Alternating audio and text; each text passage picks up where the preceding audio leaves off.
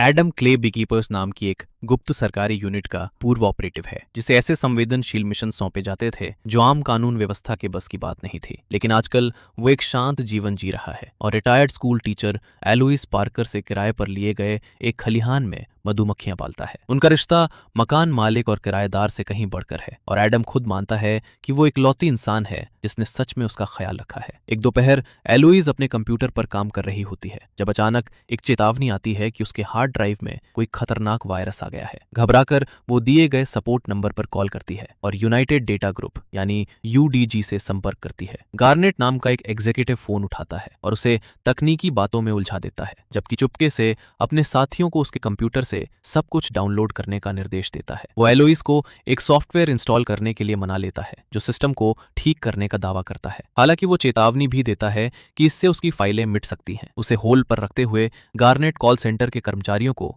Script पर टिके रहने की याद दिलाता है, लेकिन जैसे ही उसकी वित्तीय जानकारी स्क्रीन पर आती है उसकी आंखें चमक उठती हैं। अपनी निजी बचत के साथ साथ एलोइस बच्चों की एक चैरिटी का अकाउंट भी संभालती है जिसमें $20 लाख से ज्यादा की रकम है। जब गार्नेट दोबारा बात करता है तो एलोइस को अपना कंप्यूटर कुछ अजीब लगता है, लेकिन वो उसे कीबोर्ड ना छूने का आदेश देता है और कहता है कि स्क्रीन पर जो भी हो रहा है वो मरम्मत का हिस्सा है। घोटाले को असली दिखाने के लिए वो असुविधा के लिए माफी मांगता है और उसे हर्जाने की पेशकश करता है। एलोइस अपना अकाउंट चेक करती है और उसे $50,000 जमा मिलते हैं। तभी गार्नेट नाटक करता है कि उससे बहुत बड़ी गलती हो गई है। उसका दावा है कि उसे बस $500 भेजने थे और वो बाकी पैसे लौटाने की भीख मांगता है ताकि मालिक उसे नौकरी से न निकाले। एलोइस अपने बैंक से संपर्क करने की बात करती है, लेकिन गार्नेट तब तक दबाव बनाए रखता है जब तक वो अपने ऑनलाइन बैंकिंग प्रोफाइल से जुड़ी हर अकाउंट का पासवर्ड नहीं बता देती। जैसे ही वो पासवर्ड देती है, स्कैमर्स सब कुछ साफ कर देते हैं। उसकी जीवन भर की कमाई, रिटायरमेंट का पैसा, क्रेडिट और चैरिटी का पूरा फंड चंद सेकंड में गायब हो जाता है। उसका कंप्यूटर अचानक बंद हो जाता है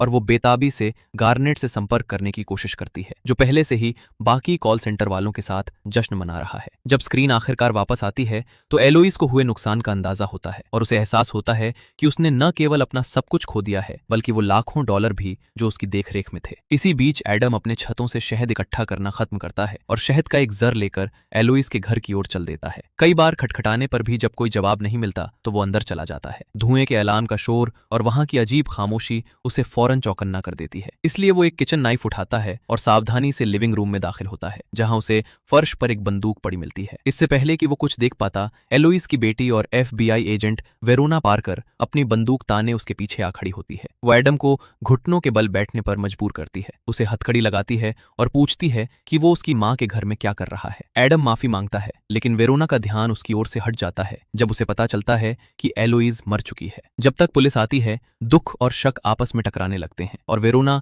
एडम को एक संदिग्ध के रूप में पहचानती है। पूछताछ के दौरान एडम बताता है कि वो सिर्फ शहद देने आया था। जब वेरोना को यकीन नहीं होता तो वो अधिकारियों को बताता है कि वो एलोइस का खलिहान किराए पर लेता है और धुएं का अलार्म बजने और कोई जवाब न मिलने पर अंदर आया था। उसकी सतर्कता से पुलिस इतनी प्रभावित होती है कि वो पूछती है कि क्या वो कानून व्यवस्था में काम करता है, लेकिन एडम उन्हें वही जवाब देता है जो वो देना चाहता है। वो एक बीकीपर है। जब अधिकारी एडम के फिंगरप्रिंट्स और गन शॉट रेसिड्यू की जांच करते हैं तो वेरोना घर की तलाशी लेती है और उसे सबूत मिलते हैं कि उसकी मां के साथ मौत से ठीक पहले धोखाधड़ी हुई थी। नतीजे जल्द ही एडम को पूरी तरह बेगुनाह साबित कर देते हैं। हथियार पर उसकी निशान नहीं है, उस पर कोई रेसिड्यू नहीं मिला और बंदूक पर सिर्फ एलोइस के फिंगरप्रिंट्स हैं। किसी दूसरे शूटर का कोई निशान न होने पर वेरोना को ये मानने पर मजबूर होना पड़ता है कि उसकी मां ने खुद अपनी जान ली है। अगले दिन वेरोना एडम से माफी मांगने जाती है। वो मानती है कि एडम उसे अपने दिवंगत भाई की याद दिलाता है जो एक पूर्व मरीन रेडर था और शायद इसीलिए एलोइस उस पर इतना भरोसा करती थी। वो चोरी की पूरी सच्चाई भी बताती है। स्कैमर्स ने उसकी मां की बचत और रिटायरमेंट अकाउंट खाली कर दी, चैरिटी फंड निकाल लिया और उसके नाम के हर क्रेडिट कार्ड की लिमिट खत्म कर दी। जांचकर्ता इस पूरे खेल का पता UDG तक लगाते हैं, जो एक ऐसा आपराधिक संगठन है जो सालों से FBI की नजर में है, लेकिन हमेशा उनसे एक कदम आगे रहता है। वेरोना हर जिम्मेदार शख्स को ढूंढने का वादा करती है, लेकिन एडम बस इतना कहता है कि उसे अपनी मधुमक्खियों का ख्याल रखना है। जब वो कहती है कि उसने रात में ही छतों को चेक कर लिया था तो एडम शांति से जोर देता है कि छत्ता ज्यादा जरूरी है, लेकिन मैदान में उतरते ही उसका असली मकसद साफ हो जाता है। वो अपने पुराने संगठन की एक महिला से संपर्क करता है और उससे इस घोटाले के पीछे के लोगों का पता लगाने को कहता है। वो आखिरकार वापस कॉल करती है और बताती है कि ये काम कई देशों में फैला हुआ है और इसका पता लगाना जानबूझकर मुश्किल बनाया गया है। जब वो पूछती है कि एडम किसे ढूंढना चाहता है तो वो कहता है कि वो खुद इसका पता लगाने वाला है। ठीक उसी वक्त जब वो यूनाइटेड डेटा ग्रुप के मुख्यालय के बाहर पहुंचता है, एडम अपनी साइबर ट्रक से गैसोलीन के 2 डिब्बे लेकर उतरता है। सुरक्षाकर्मी उसे जाने को कहते हैं, लेकिन वो मना कर देता है। वो गार्ड्स को बताता है कि जिस कंपनी की वो हिफाजत कर रहे हैं वो कोई जायज बिजनेस नहीं बल्कि एक क्रिमिनल ऑपरेशन है जो मजबूर लोगों का फायदा उठाता है। जब वो उसे जबरदस्ती हटाने की कोशिश करते हैं तो एडम बड़ी आसानी से दोनों को ढेर कर देता है और अंदर चला जाता है। वो रिसेप्शनिस्ट को शांति से बताता है कि बिल्डिंग में आग लगने वाली है और उसे सलाह देता है कि वक्त रहते बाकी कंपनियों को वहां से बाहर निकाल ले। मेन ऑपरेशंस रूम के अंदर एडम गैसोलीन नीचे रखता है और वर्कर्स को कसम खाने के लिए कहता है कि वे फिर कभी मजबूरों का फायदा नहीं उठाएंगे, लेकिन पूरा कमरा उसके चेहरे पर हंसने लगता है, इस बात से बेखबर कि वे एक बहुत बड़ी मुसीबत में फंस चुके हैं। एडम एक एम्प्लॉय को चुनता है और उसे तब तक पीट कर हालात की गंभीरता समझाता है जब तक कि सबकी हंसी बंद नहीं हो जाती। वर्कर्स आखिरकार उसकी कसम दोहराते हैं और एडम उन्हें वहां से जाने के लिए कहता है क्योंकि बिल्डिंग आग की लपटों में घिरने वाली है। जैसे ही भगदड़ मचती है वो उन कंप्यूटर्स, डेस्क और इक्विपमेंट को भिगो देता है जिनसे ये ऑपरेशन चल रहा था। कंपनी की लीडरशिप और आर्म सिक्योरिटी अंदर दौड़ते हैं, ये देखकर हैरान कि एक अकेला आदमी उनके करोड़ों डॉलर के साम्राज्य पर हमला कर रहा है। लेकिन हर नया डिफेंडर पिछले वाले की तरह ही जल्दी ढेर हो जाता है। एडम आखिरकार गार्नेट तक पहुंचता है, एक कंप्यूटर में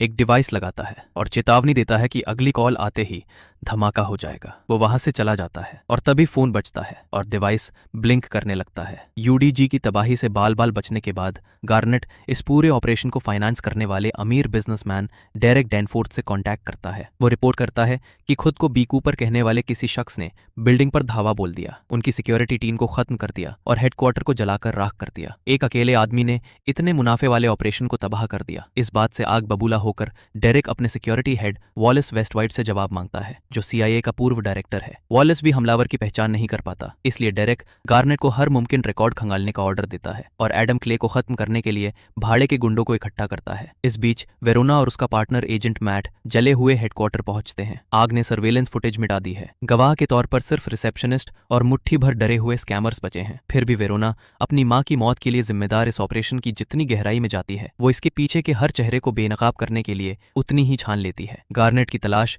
जल्द ही उसके गुंडों को वापस एलॉयस के फार्म हाउस ले जाती है। उन्हें शक था कि वे सही जगह हैं, पर एडम का आइसक्रीम ट्रक इसकी पुष्टि कर देता है। वे खलिहान तक उसका पीछा करते हैं और उसे बाहर निकालने के लिए मधुमक्खी के छत्ते नष्ट कर देते हैं, ये सोचकर कि उन्होंने उसे घेर लिया है। वे नहीं जानते थे कि एडम उनका इंतजार कर रहा था। वो खलिहान की मशीनरी चालू कर इंतजार करता है जबकि हथियारबंद लोग वर्कशॉप में फैल जाते हैं। जैसे ही वे अलग होते हैं एडम एक एक करके उन पर हमला करना शुरू कर देता है और इससे पहले कि वे समझ पाएं कि क्या हो रहा है पूरी टीम को खत्म कर देता है। गार्नेट भागने की कोशिश करता है लेकिन एडम उसे पकड़ लेता है और उसका हाथ एक बैंड सॉ में डाल देता है जिससे उसकी कई उंगलियां कट जाती हैं, पर उसे जानबूझकर जिंदा छोड़ देता है ताकि वो अपने किए का अंजाम भुगत सके। जब एडम वो हिसाब चुकता करता है वेरोना यूडीजी एम्प्लॉय से पूछताछ जारी रखती है और केस में मिली एक कामयाबी का जश्न मनाती है। ये खुशी ज्यादा देर नहीं टिकती। खबर आती है कि उसकी मां का फार्म हाउस भी जल गया है और इन्वेस्टिगेटर्स को ऐसे सबूत मिलते हैं जो हमलावरों को यूडीजी से जोड़ते हैं। एक और क्राइम सीन के उसी ऑर्गेनाइजेशन से जुड़े होने पर मैट को शक होने लगता है कि जिसने कॉल सेंटर तबाह किया है वो सिस्टमैटिक तरीके से स्कैम से जुड़े हर इंसान का शिकार कर रहा है। बुरी तरह जख्मी और कटी हुई उंगलियों के साथ गार्नेट डेरेक को फोन करता है और मदद की भीख मांगता है। वो मुश्किल से ही बता पाता है कि एडम ने उसके साथ क्या किया। तभी बी कीपर उसकी गाड़ी के पास आ जाता है। एडम उसे बाहर घसीटता है, एक ट्रक के पीछे बांध देता है और कॉल चालू रखता है ताकि डेरेक साफ सुन सके कि क्या हो रहा है। गार्नेट को मौत के घाट उतारने के बाद एडम डेरेक को एक सीधी चेतावनी देता है, अगला नंबर उसका है। इस धमकी से डेरेक बुरी तरह हिल जाता है और वो वॉलेस पर और गहराई से छानबीन करने का दबाव डालता है। उनका इकलौता सुराग एडम का बार बार ये कहना है कि वो एक बी कीपर है, लेकिन वॉलेस को जल्द ही पता चलता है कि ये नाम डेरेक की सोच से कहीं ज्यादा हकीकत और कहीं ज्यादा खतरनाक है। एडम क्ले बी कीपर्स का एक रिटायर्ड ऑपरेटिव है जो एक ऐसी सीक्रेट इंटेलिजेंस ऑर्गेनाइजेशन है जिसे उन खतरों को खत्म करने के लिए बनाया गया है जो आम एजेंसीज की पहुंच से बाहर होते हैं। इंटेलिजेंस कम्युनिटी में सालों बिताने के बाद वॉलेस उनकी साख को अच्छी तरह जानता है। एक बार जब कोई बी कीपर तय कर लेता है कि किसी को हटाना है तो बहुत कम लोग ही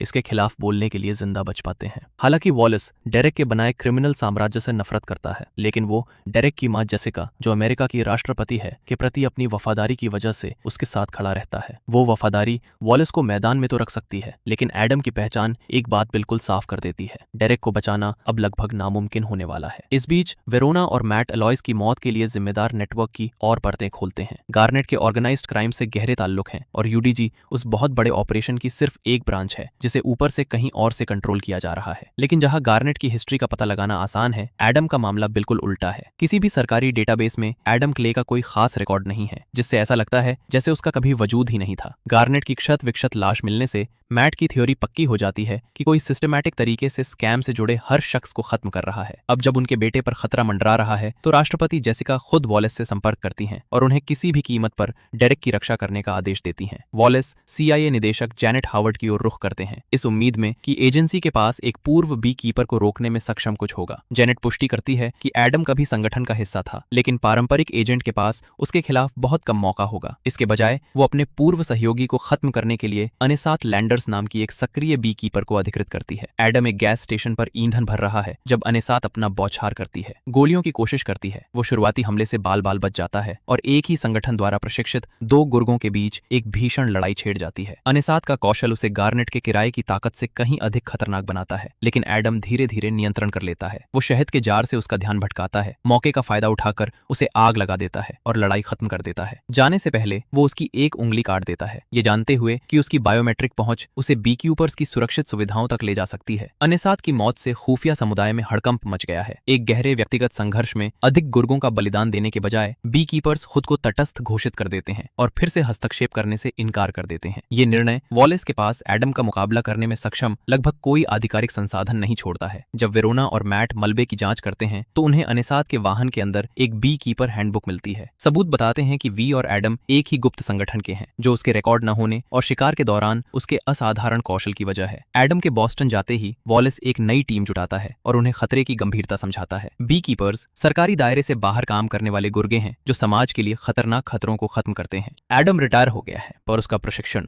बरकरार है। वॉलेस उसे बागी मानता है जो डेरेक डैनफोर्थ की मौत तक नहीं रुकेगा। एनीसेट की कटी उंगली का इस्तेमाल कर एडम एक बीकीपर सुविधा में घुसता है और डेरेक के डेटाबेस को खंगालता है। यह रास्ता 9 पॉइंट सेंटर की ओर जाता है, जो एक और बड़ा फ्रॉड कॉल सेंटर है। एडम साजो सामान लेकर निकल पर डीडी हंसता है, जबकि वेरोना, ब्रिग और मनोज को उसके असली मकसद के बारे में बताती है। एडम ना तो पैसों के पीछे है, ना ही बदले की आग में। उसका मानना है कि जब सिस्टम डायरेक्ट जैसे शिकारियों को ना रोके तो उन्हें खुद खत्म कर देना चाहिए। 9 पॉइंट्स को उसका अगला लक्ष्य मानकर FBI छापेमारी की मंजूरी देती है और अपनी टीम को लामबंद करती है। कॉल सेंटर के अंदर कार्यकारी रिको एंजेलो ने खतरे को खारिज कर देता है और इतने लाभदायक ऑपरेशन को बंद करने से इनकार कर देता है। वॉलेस खतरे को कहीं अधिक गंभीरता से लेते हैं। एडम के आने से पहले इमारत को सुरक्षित करने के लिए कमांडर पेटिस और भाड़े के सैनिकों की एक टीम भेजते हैं। वे कर्मचारियों को बाहर निकालते हैं और बीकीपर का डट कर सामना करने की तैयारी करते हैं। दुर्भाग्य से उनके लिए एडम छापेमारी के साथ ही प्रवेश करता है। आने वाले SWAT अधिकारियों के साथ घुल मिल जाता है। वो एजेंट को अपने रास्ते से दूर रहने की चेतावनी देता है, अनावश्यक हताहतों को रोकने की उम्मीद करता है, लेकिन वे उसे पहचान लेते हैं और गिरफ्तारी का प्रयास करते हैं। एडम उन पर हावी हो जाता है और अंदर घुस जाता है, जहां डरे हुए स्कैमर्स को तुरंत एहसास होता है कि जिस आदमी ने UDG को नष्ट किया था उसने उन्हें ढूंढ लिया है। पेटिस और उसके भाड़े के सैनिकों के आने से पहले वो उन्हें बाहर निकलने का एक मौका देता है। पहली लहर एडम को हर दिशा से घेर लेती है, लेकिन अकेले पूरे ऑपरेशन को खत्म करने के लिए प्रशिक्षित किसी व्यक्ति के खिलाफ संख्या का कोई मतलब नहीं है। वो एक एक करके भाड़े के सैनिकों को चीरता हुआ इमारत के बुनियादी ढांचे में गायब हो जाता है। छत के ऊपर रेंगते हुए एडम तंग रास्तों का उपयोग अपने पीछा करने वालों को अलग करने और उन्हें फिर से संगठित होने से पहले घात लगाकर हमला करने के लिए करता है। पेटिस अंततः उसे घेर लेता है, लेकिन एडम फायर अलार्म बजा देता है और इमारत में अफरा तफरी मच जाती है। ध्यान भटकाने का उपयोग करते हुए वो पेटिस का हथियार चुरा लेता है और उसे एक भीषण आमने सामने की लड़ाई के लिए मजबूर करता है। पेटिस दूसरों की तुलना में अधिक प्रतिरोध करता है, लेकिन एडम अंततः उसे अग्निशामक यंत्र से कुचल देता है और रिको की ओर बढ़ता रहता है। जब तक बॉस्टन पुलिस और वेरोना इमारत तक पहुंचते हैं, एडम पहले ही एक और भागने का रास्ता तैयार कर चुका होता है। SWAT अधिकारी एक लिफ्ट शाफ्ट में उसका पीछा करते हैं और ऊपर अंधेरे में अंधाधुंध गोलीबारी करते हैं। एडम तब तक छिपा रहता है जब तक वे अंदर नहीं घुस जाते। फिर सपोर्ट केबल को उड़ा देता है और लिफ्ट को नीचे गिरा देता है, जिससे पूरी टीम फंस जाती है। ये महसूस करते हुए कि उसने ऊपर की ओर जाने वाले सबसे तेज रास्ते को काट दिया है, वेरोना शेष अधिकारियों को सीढ़ियों की ओर मोड़ देती है। एडम रिको तक पहुंचता है और ऑन ऑपरेशन को नियंत्रित करने वाले व्यक्ति का नाम मांगता है। रिको शुरू में मना कर देता है, ये कहते हुए कि उसका बॉस इतना शक्तिशाली है कि उसे छुआ नहीं जा सकता, लेकिन एडम उसे याद दिलाता है कि कोई भी परिणामों से परे नहीं है। वो एक टीचर थी, mom, dedicated her whole life to helping people. Yesterday she shot herself. She took $2 million from a charity she ran. She was the only person who ever took care of me. Who and where Mr. Anzalone, tell me who and where. I can't. Look, these people, they're untouchable. No, please! I will! खौफ में आकर राय को आखिरकार Derek डैनफोर्थ का नाम उगल देता है। एडम के और पूछने से पहले वेरोना और उसकी टीम बंदूकें ताने वहां आ धमकती है। वेरोना एडम से पीछे हटने और कानून को डेरेक से निपटने देने की गुजारिश करती है, लेकिन एडम देख चुका था कि सिस्टम रसूखदारों को पैसे की आड़ में कैसे बचाता है। लड़ने के बजाय वो चुपचाप इमारत से निकल मैट के सामने आता है। एडम उसे बिना चोट पहुंचाए निहत्था कर बंदूक खाली कर चला जाता है, ये जताते हुए कि पुलिस कभी उसका निशाना नहीं थी। राइको और बाकी स्कैमर्स की गिरफ्तारी के बाद वेरोना और मैट इमारत की तलाशी लेते हैं और डेरेक के काले कारनामों के बड़े पैमाने का खुलासा करते हैं। यूडीजी और 9 पॉइंट्स दोनों को डैनफोर्थ एंटरप्राइजेस के जरिए कंट्रोल किया जाता है, जो सरकारी एजेंसियों के लिए सॉफ्टवेयर भी बनाती है। इससे भी बुरा यह है कि फिशिंग नेटवर्क के जरिए चुराया गया पैसा गुप्त रूप से राष्ट्रपति जेसिका डैनफोर्थ के चुनाव अभियान में लगाया गया था। वेरोना को अब एहसास होता है कि एडम की तलाश डेरेक से आगे उसकी मां तक जा सकती है, खासकर अगर उसे लगता है कि राष्ट्रपति ने जानबूझकर इस आपराधिक साम्राज्य से फायदा उठाया है। वेरोना इस खुलासे की रिपोर्ट डिप्टी डायरेक्टर ब्रिगेड को देती है, जो एफबीआई द्वारा